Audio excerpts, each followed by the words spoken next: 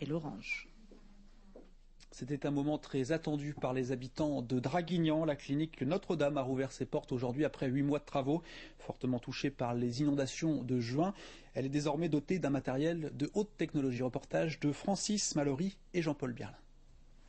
Des murs blancs et gris, des tuyaux apparents façon Beaubourg. Le lifting a rajeuni la façade, modernisé et sécurisé l'intérieur. Les blocs opératoires et le scanner et toute la radiologie ont été mis au premier étage. Il ne devrait plus y avoir d'inondation à Draguignan, mais on ne sait jamais. Ce qui a changé, c'est qu'un laboratoire d'analyse médicale va être sur place. Le service de radiologie a été agrandi et va être ouvert 6 jours sur 7. Les blocs ont été bien évidemment améliorés, dernière technologie, en radiologie, en chirurgie vasculaire, dans toutes les spécialités. Comme tout a été racheté neuf, puisque tout avait été détruit. 12 millions d'euros de travaux pour 4500 mètres à reconstruire, plus 5 millions investis en matériel de bloc opératoire. À ce prix-là, la Renaissance côtoie l'excellence.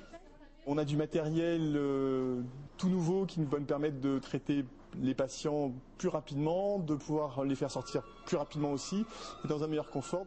L'après mieux que l'avant. Depuis la catastrophe, pour opérer leurs patients, les chirurgiens squattaient tous les hôpitaux de leur région en quête de blocs opératoires. Il a fallu s'adapter en permanence également à des environnements techniques différents. Et il est certain que maintenant, pour nous, c'est un grand jour parce que quand on voit l'environnement technique que nous disposons ici et l'expérience que nous avons eue pendant 8 mois, je pense qu'il n'y a plus de limite pour notre activité professionnelle.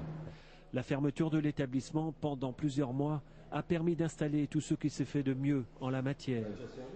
Le malheur qui est arrivé dans notre ville, finalement, pour ici, on peut dire, entre guillemets, c'est un bien. Parce que jamais on n'aurait pu reconstruire une clinique comme ça, dans les conditions d'une clinique qui fonctionne, on ne peut pas faire ce genre de choses. L'opération de réhabilitation de la clinique est sortie de son long sommeil. Au réveil, les plaies sont cicatrisées. La catastrophe fait dorénavant partie du passé.